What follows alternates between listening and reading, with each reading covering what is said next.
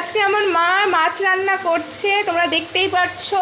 এবার এই মাছের মধ্যে কি কি আছে না আছে সেটা বিস্তারিত আমার মা বলবে, তোমরা দেখতে থাকো সঙ্গে থেকে। প্রথমত এখানে পেঁয়াজ আর লঙ্কা ভাজতে দেওয়া হয়েছে।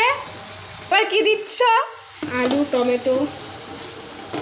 বন্ধুরা, আমরা বেশি মশলা খাই না, ঠিক আছে? এইভাবে আমরা রান্না করি, কারণ মা তো একটু হার্টের পেশেন্ট, তো বেশি তেল ঝাল মশলা আমাদের খাওয়া হয় না। তো দেখুন কীভাবে করছি।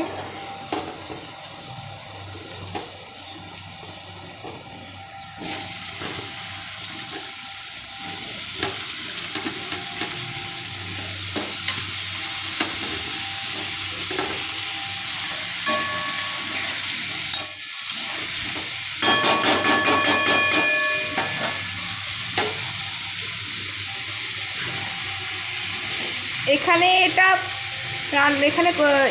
দিয়ে দিয়েছে বন্ধুরা। আলু, টমেটো, পেঁয়াজ, কাঁচা লঙ্কা দিয়ে একটু ঢেকে দেবেন, তাহলে আলুটা একটু সেদ্ধ হবে ভালো।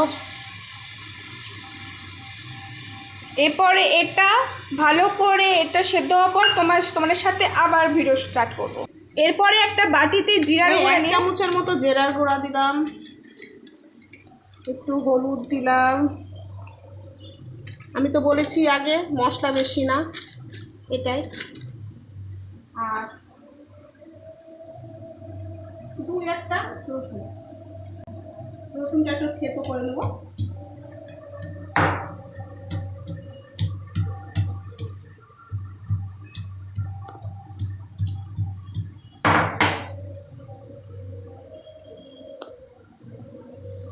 এরকম করে খেয়ে দেখবেন, ভালো লাগে।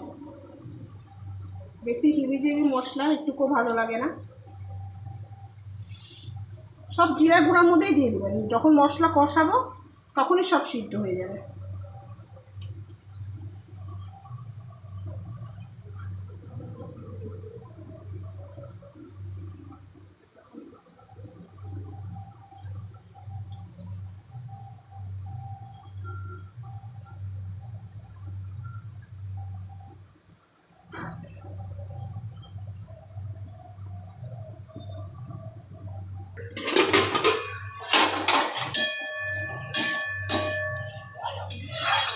ঢাকাটা উঠালাম, জল দিই।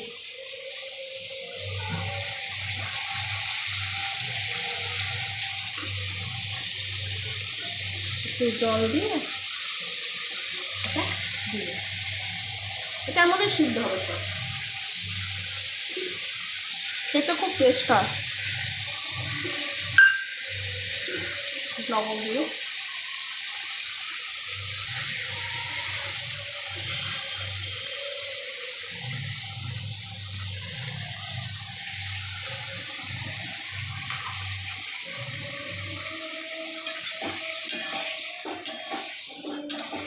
আমি ফোড়ন কিছু দিই না মাছের ঝোলে, কারণ আমার মেয়ে মা এরা খেতে চায় না, ওই জন্য আমি এরকম রান্না করি।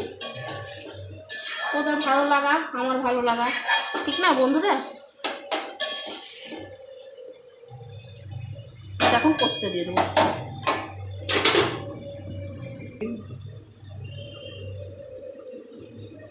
আজকে এতটুকু, আবার কালকে নতুন ভিডিও নিয়ে আসবো।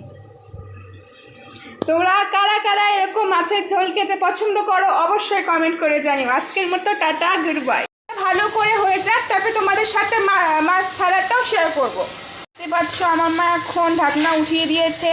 এত সুন্দর একটা ঝোল, এত সুন্দর একটা কম মশলা, এত সুন্দর একটা ঝোল তোমরা বাড়িতেও করতে পারো, একদম কম তেলে কম মশলা, এত সুন্দর একটা রান্না।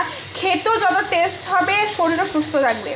তোমরা অবশ্যই বাড়িতে এটা ট্রাই করো। তোমাদের কার কার এই ভিডিওটা ভালো লেগেছে অবশ্যই কমেন্ট করো, শেয়ার করো। আর এরকম আরও ভিডিও পেতে অবশ্যই সাবস্ক্রাইব করে দিও আমার চ্যানেলটা। আজকের জন্য tata, good bye. Thank you.